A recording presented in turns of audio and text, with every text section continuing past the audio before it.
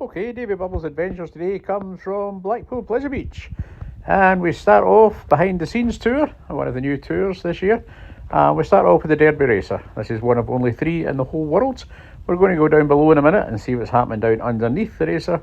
But it's got 56 horses that rotate, and if you want to go fast, make sure you go on the outside. This is what we like to call the workshop. This is where some of the magic happens in here. This is also where the ride is locked off. So that green padlock there, all our ride operators will have one of those padlocks, and if they need to do anything with the ride, for example cleaning, or if they need to go into the ride so it doesn't move, that's where they will lock that ride on. Yeah? Cool. Yeah. Just watch yourselves going down there, guys. This is an operating ride, guys, so it might be slightly dirty, there might be some oil lying around, so just be careful. Okay, we're now going to go down the stairs. We're going to see what's underneath the Derby Racer. Like we were saying before, if you like it to go fast, you have to sit on the outside. That's the ones that go fastest. It's a bit unusual, this one, because it's got an up and down movement, so it simulates an action-packed race. And that makes it a wee bit different and a wee bit more thrilling than your normal carousel. Obviously, like a carousel, there is a traditional style, delightful organ at the bottom. It's a beautiful 72 key Belgian organ. But we're going to just have a wee look through the bottom and just see what's happening down here. They have lit it up for us so we can see. So let's have a wee look. We can see the wheels that go round. And okay, we've got the lights on now so we can see even better. So we're just going to have a wee quick look, and there's just a couple of wee points to show you. That happens down below the Derby Racer. Okay, we've got a few extra spare wheels hanging about. I'm surprised the Pleasure Beach is not sold them yet. They look pretty interesting. Another interesting part that we're going to show you here was, I think, just over a year ago, there was quite a bad fire underneath, which is quite bad to happen to this. Is here, you can just see this is a spot where it happened, but glad to see everything's okay now, so we're just going to carry on. We're going to see something else very interesting. Just if we look here, that I think is very, very interesting, is we're going to come to a tunnel. Looks like a massive tunnel. I don't like to get in this tunnel, and I wouldn't like to climb up this tunnel. But if you do go through this tunnel, surprisingly it goes to somewhere very special. And that's right, this tunnel goes all the way through to Blackpool Tower. That's a long, long way to go up the road, but it does go all the way through to Blackpool Tower. So there you are. I don't know if you knew that before in the Pleasure Beach. So a few more wheels, and we're just going to pop up now. We're going to see a few more of the horses that are normally on the Derby Racer. And then after we see that, we're going to go on the next part of the tour. And the next part of the tour today is to head across to one of my favourite ones. And I've actually got the sign that used to be on this one. And now we're going to head just across the road, and we're going to have a wee tour of the flying machines. So let's go. Okay, we're now just heading down to see the workings of the flying machine. Okay, this is one of the famous rides at Blackpool Pleasure Beach, and currently is the oldest ride at Blackpool Pleasure Beach. I think it was installed in 1904. It was designed by somebody called Harrium Maximum. Hope I've got that right. And if you want some mindless pieces of information, he also created the first automatic machine gun, as well as hair curling irons and a mouse trap. That's not how you do it, Blackpool. There you are, but never mind. The ride was based on a design that appeared first in Errol's Court Exhibition 1904. There was one at Southport in New Brighton as well, but that's no longer there. And this is the only one now in existence. It is quite a good one. The cars are attached to a rotating drum in the centre. They've got on the cables, and as the drum picks up speed, the cars swing out. And as they increase the speed, it increases the force, pushes the cars out even further. And it makes it look as though the ride is flying high above the ground. Well, it starts above the ground anyway, so it makes it even more flying. So you look as though you're flying in the air. Probably the same idea as a chair swing ride. So you can see the ropes here. I know they changed the ropes over. I think he said every 10 years today. I hope I've got that right. It's certainly one of a kind experience, and it is fun to enjoy. Sometimes when people go to Blackpool, they go in there for the Pepsi Max or there for Icon. But if you're there any time again, just make sure you want to go on the flying machines, because it is a great ride. As I say, you might want to go for something else, but it's probably better if not even in the big one. Have a shot on it when you go, and it'll make it more exciting. You can see the big green wheel here. This is the wheel you can see when you come into the entrance under Noah's Ark, and you can see the window. This is what you can see through it. You can see this one here, so this is quite a famous bit of it. Myself personally, I do like the flying machines. Flying machines is one of my favourite. The one of the ones where I do have the sign for this one, so I'm quite happy to have the sign on it. So it's a great ride to have, and it's good fun to go on. Now what we're going to do, we're going to let you hear a wee bit of sound when it starts up. So now we'll get just a wee bit noisy and let you hear the sounds of the flying machine. But you'll see the controller that actually looks very much.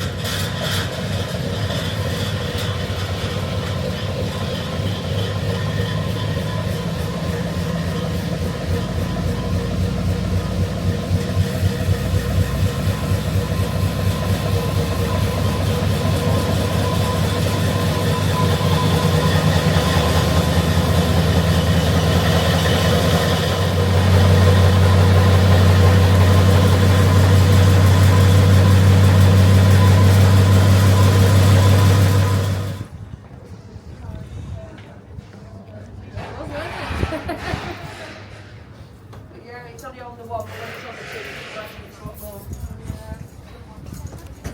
Well, we're not allowed in there really. Yeah, we're not allowed in there, so we only do it part of the Alright guys, it's all good. So, we're going to go properly backstage. We're in the staff gate now. This is the one part of the tour that you cannot film.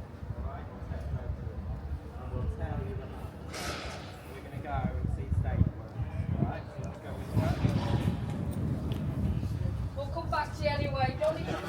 We also have time for our stage work department. We are going to jump in a lift. If you really don't like a lift, tell me and we'll go by the stairs instead, because I don't like the stairs. But we are going to split you in half to it. The building with the rock face is the one that you're all used to, with the main body of the ride in it. But the ride does actually go up into this building, which is a dual purpose building. It's also the home of Stageworks, but it's also where our storage for catering is. So all of our food stores in here, and also all of our retail store for all the retail products, plus our wardrobe, which you're going to see a very extensive wardrobe soon. The snow scene part of the ride, that used to have snow but now has soapy water, you can blame Adam for that bit, by the way. That's up in the corner over there, and the reason the building is shaped in this way here is because that is the two big drops in the ride, which are actually right next to each other when the ride is going round. Okay, so it's a big, expansive building. So you can imagine. I know we have fire in the ride, but if the fire alarm goes off on Valhalla, it's not as straightforward as just running the ride off, because we've got multiple buildings to take into account. So if you've ever been in what we call the garden scene, which is the bit at the top of the ride before the final drop, if you've ever had to be walked out there, then this is the staircase that you will come down. It does freak people out a bit, because when you're in the ride, you're not really sure of where you are exactly, and then suddenly you appear sort of 100 feet or whatever in the air, and you have to come down this big flight of stairs. So this ghost train is one of our most famous rides. It dates back, or the original version dates back to 1930.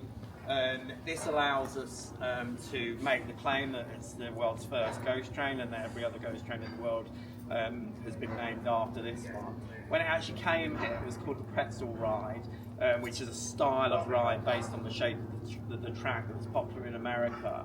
Obviously pretzel didn't mean anything to people in the UK, but a pretzel ride was basically a dark ride that went through a series of rooms following the shape of the track on one level.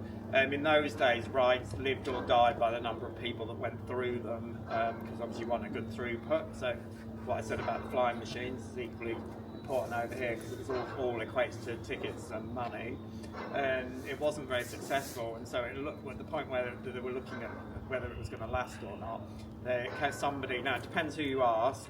Somebody from the Thompson family or one of the ride operators came up with the idea that there was a film out at the time that was based on a play, and was actually written by somebody who was in Dad's Army, bizarrely. But anyway, there was a film called The Ghost Train, and this person made the suggestion that we put spooky stuff in there. They did that, and it was an instant success. And then the ride has actually been, the ride that you see here isn't the same ride, because it's been modified and actually moved, because originally it was further down towards the site of what used to be the Wild Mouse.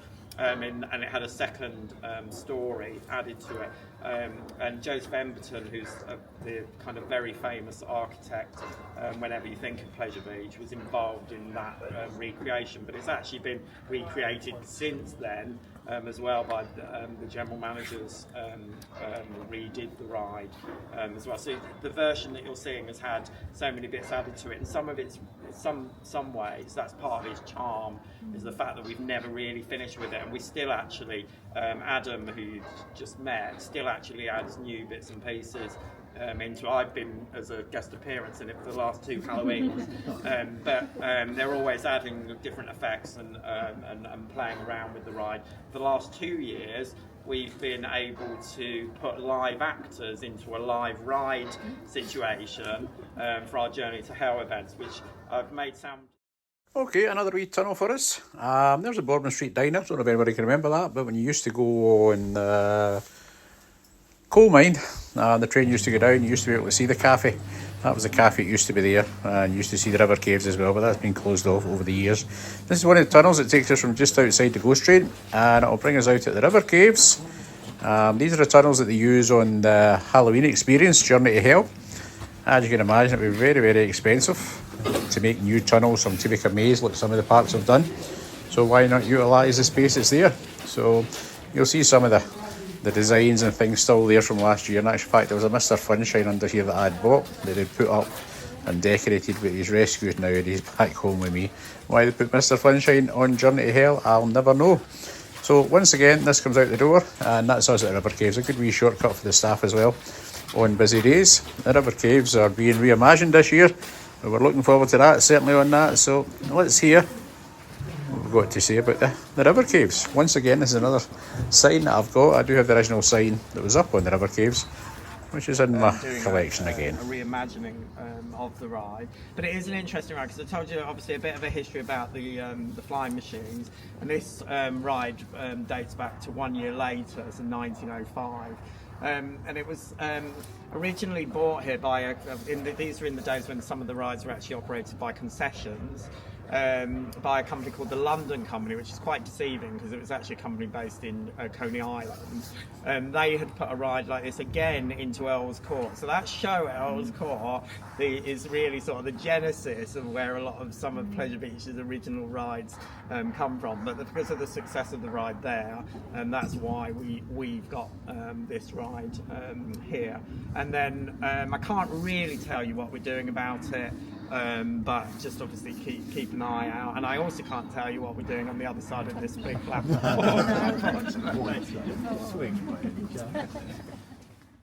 Okay, now it's time to visit probably the most popular ride now, I think, at Blackpool Pleasure Beach Resort, is Icon. So we're just going to go down the stairs.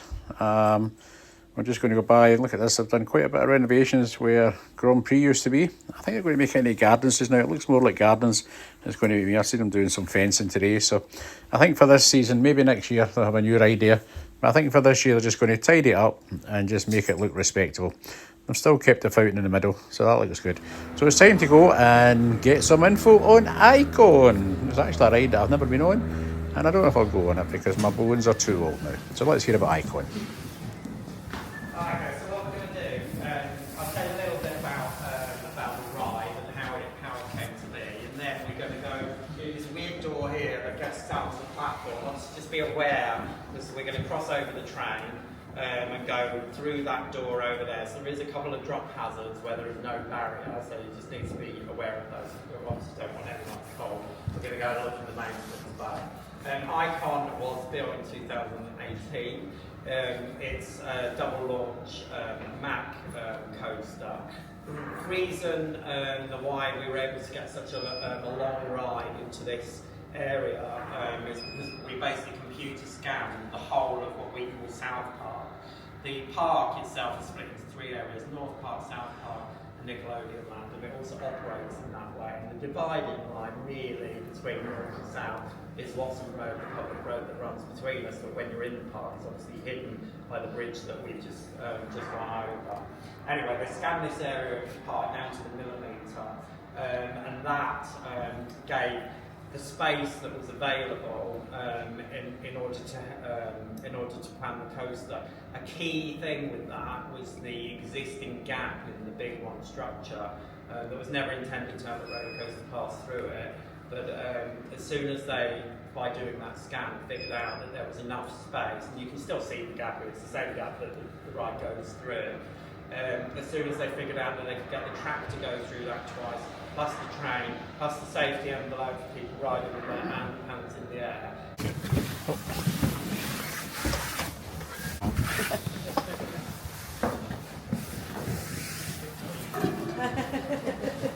Just a little bit.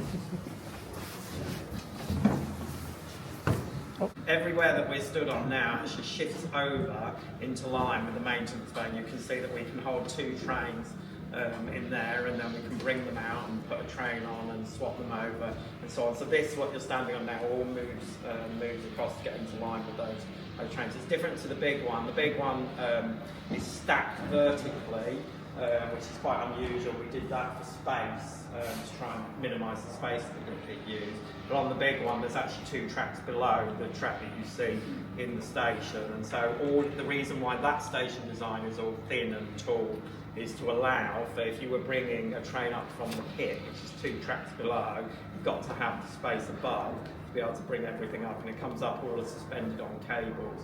There's a lot more time consuming than it is here. Putting a train on here is the easy part. You might have seen us sending trains out that then roll back again, and again we do that to warm the trains up before we send it on a full launch. So it's called an underspeed.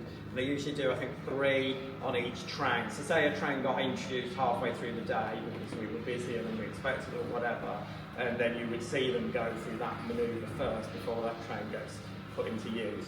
And that's to make sure that the coaster doesn't dip.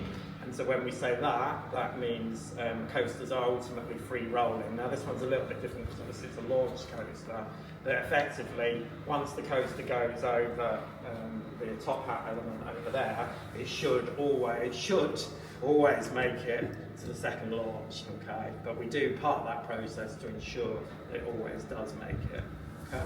Right, so we're going to go and have a look in the next page. Here there is a gap, so just be careful.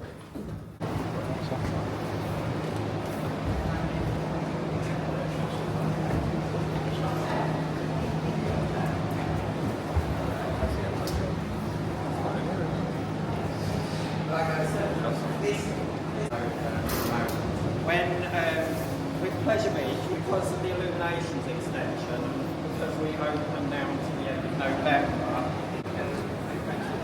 put the spread out, wander around this one. Watch your heads, guys.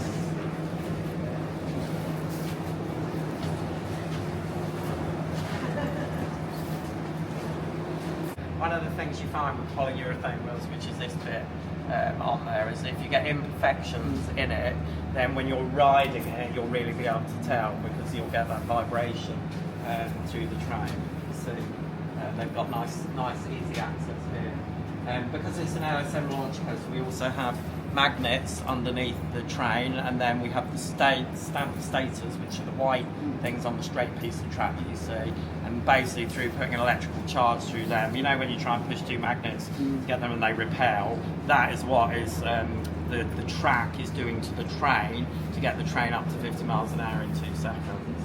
So you can see, but there's no actual touching between them, which is the cool thing about that style of launch. It can also be used as brakes as well, to bring the train to a stop. And then you can see that the weight of the train is on those rollers, as I said, on each side. And then you can see that if we use these motors and tyres to drive the train out to the track, it should hopefully be in line with the piece of track. And you can see where it joins the track just there to get it onto that station piece of track, which then slides over back into position so that it's ready for us to do our underspeeds. Yeah, I like these bits when you're on a backstage tour. It lets you go out the behind icon and lets you see a good view of the different coasters all together when you're going out. Now the one I'm looking forward to is coming up next, because we're going to climb the stairs to the top of Revolution. It's supposed to be a wee bit wobbly at the top, but I'm sure we'll still enjoy it. But first of all, we'll just let you see what it looks like when you're walking out the back door of Icon. I don't know if that'll ever happen unless you go on a backstage tour. We just took up, didn't realise how much it was going to sway when we were up there. So it is swaying quite a lot. So we've got to follow it up the staircase. As we go up to some low points, we just watch our heads. And we'll stop in the lower section and have a little chat before it goes to the top section, okay? Just want to head this way. Just watch this train.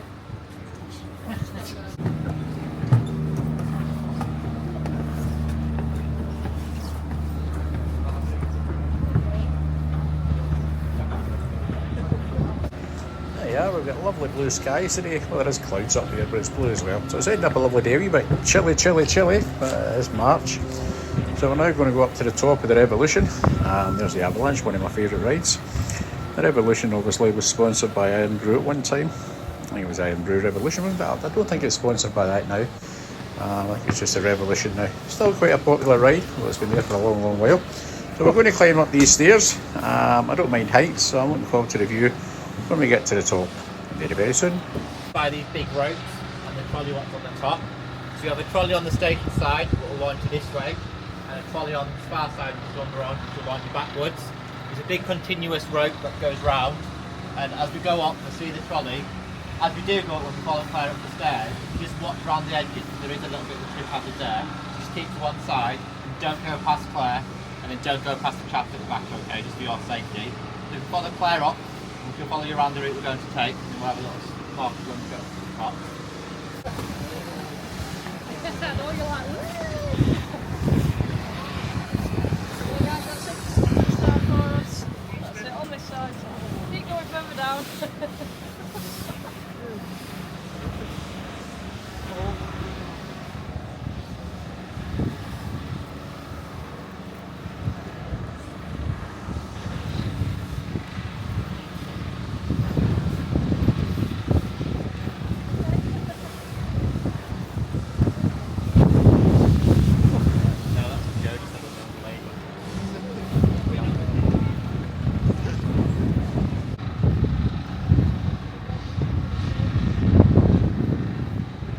The Revolution opened in 1979. As Andy said, it was designed by, I think, Diamond City, is it? Something like that, one of that one.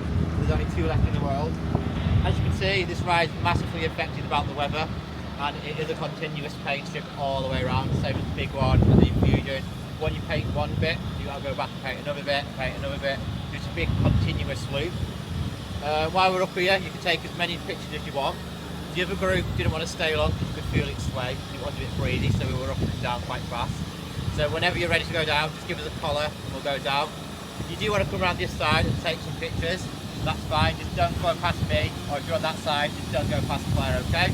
So fire away, take what pictures you want, and we'll answer whatever questions you have, okay guys? Okay, it's been a fantastic day at Blackpool Pleasure Beach. The sun has been out, which makes it always wonderful at Blackpool when the sun's out. We've learnt a few things today. We've walked up lots of stairs, we've walked lots of steps probably, but it's been worth it. Remember, if you have enjoyed it, please subscribe, and that will help us, and hopefully we'll get some more Blackpool videos all through the summer. There you are, because we do love Blackpool Pleasure Beach, or Pleasure Beach Resort, whatever you want to call it.